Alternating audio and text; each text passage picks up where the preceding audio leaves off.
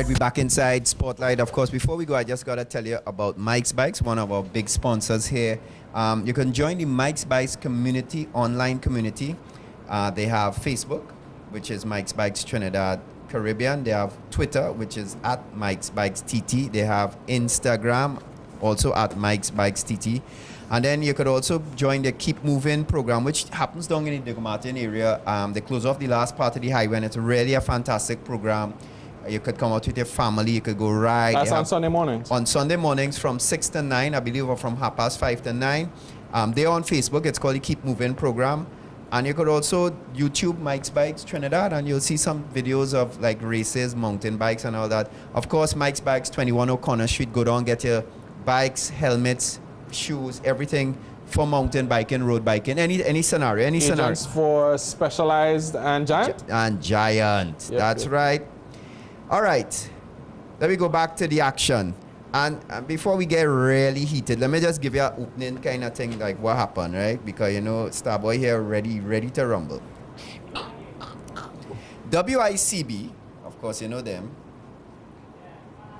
has slammed the CARICOM report. We, the full members of the West Indies Cricket Board, do hereby respectfully disagree with the call for dissolution of the board, blah, blah, blah, blah, blah, blah. I really just didn't want to get into the rest of it because it doesn't make sense. It, right? it doesn't matter. This comes after the WIC president was asking CARICOM governments not too long ago to dip into your pocket and give we a help out. Immediately after the victory of the under-19 team. So, West Indies cricket, are we in a crisis or not? I mean, we definitely are. I mean, it's obvious from the placement of the team in the ranking of the world test playing nations. Yeah, that be ninth or something. Yeah, the only format that we are really consistently successful T20. at is T20. Well, I think the problem goes beyond the team. This is the male team, by the way. Yeah, the problem goes beyond the team. What people are not understanding is right now you have a massive dispute between CARICOM governments, who in large part fund WICB through the use of the cricket grounds and a number of other things, and the WICB. So take, for example, the WICB wanting to play a test match in Trinidad. Yes, it's played at the Oval, but there is some government subvention to get that done. Right. Grenada is the same thing, Barbados is the same thing, Antigua, St. Kitts, any of those islands. So if the CARICOM governments are at loggerheads with the WICB, I can't see how the two are going to work together. I mean, I don't know. Let's look at the Trinidad and Tobago case. The Queen's Park Oval is a privately owned facility, right? However, when cricket is played, they want to get government money involved, right? The CPL, yes, right? They want government money involved. Right. Now, we need to understand something here. This is not a free-for-all, right? Tickets are sold, TV rights are sold, the merchandising, the uniforms. There are many, many revenue streams. This is not cricket. Is nothing. At the West Indies regional level, cricket is nothing like pro football, right? So we're not talking about resource-starved teams. We're talking about very rich potential. Now, I'm going to read out segments of the CARICOM report that was sent to us by the goodly gentleman, Mr. Kendall Morgan. There's a part here that says, the requirements and inputs for effective delivery, management, and ongoing growth have evolved and changed considerably. These changes have made the existing systems, and he's referring to the existing systems within the WICB, of governance. I can't even pronounce the word, but it just means old. What's that? It just means old. I can't pronounce the word. It's too long. Obsolete. Obsolete. What's wrong with you? Then, it is now past the time to accept that the current governance structures are obsolete. Right? In this regard, the panel strongly recommends the immediate dissolution of the West Indies Cricket Board and the appointment of an interim board whose structure and composition will be radically different from the now proven obsolete governance framework. Now, stick a pin in that there, Chris. The reason the West Indies Cricket Board is resisting this, it is ego. Only for one, ego, as Chris said, ego, but for its own self-determination and for its own existence. Yeah, that is it. Right? Because clearly things are way, way off track. right? Forget about whether you like these people. It's not a popularity contest. Where's the money, right? Who pays for the when you look at Nike involved in India cricket? Yes, India has 1.2 or something like that billion citizens, a very big market, potentially huge market over in Australia and in UK, South Africa. Great, great, great. None of them, right? None of them will be anywhere if they can't beat West Indies. And I can say that categorically. Regardless of where the West Indies ranked, they want to beat them men in them purple suits. But not only that, we have a sellable brand. Maroon suits. We still have a sellable brand. You have Chris Gayle, Andre Russell, you have Lendell Simmons, Sunil Narine, all right? So he might be pelting according to us ambassador, but still he's a brand.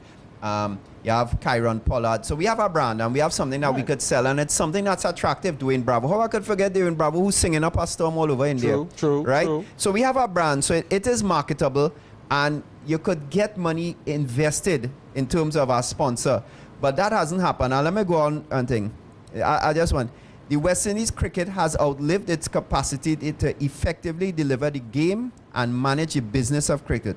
Is borne out by the state and status of West Indies cricket. The WICB relation with players continue to be fractious and problematic.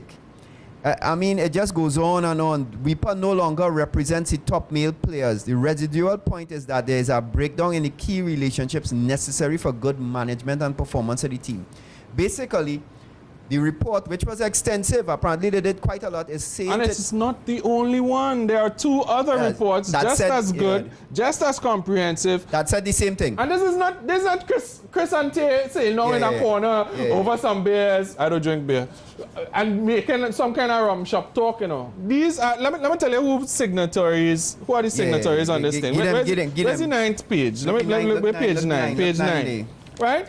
Eugene Barreto is the chairman. Sir Dennis Byron, Dwayne Gill, Derek Murray, Warren Smith. He's no relation to me, Dwayne Gill. Right? These are top draw executives. These are top draw consultants. These are the people people go to get policy developed. Not a Bush lawyer. Right? Not some barman who come out and just throwing him out. It isn't that. Right? And no partisan politics here. These are people who have the best interest of cricket in mind. And they are saying, first thing, we didn't mention at all, the West Indies women, right?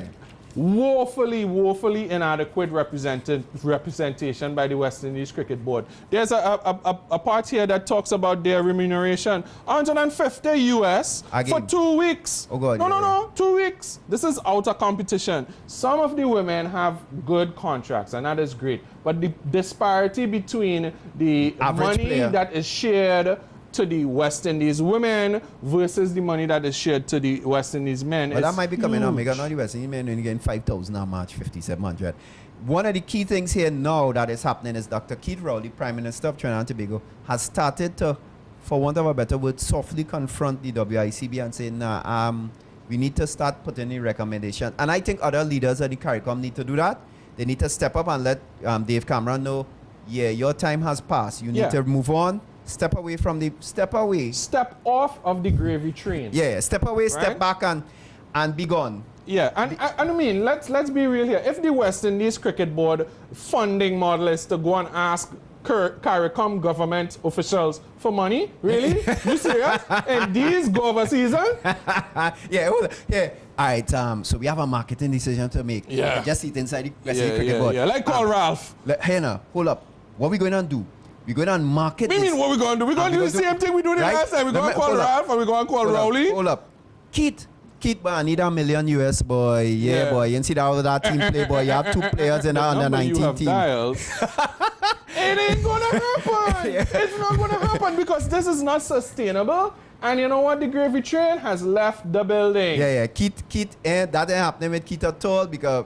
It ain't happening. It ain't happening with Keith. We're going to take a break. When we come back, Adrian Joseph of the police basketball team, he's going to be here. Going to talk about that whole championship run and all what they do and stuff. Taking a break, you're looking at Spotlight.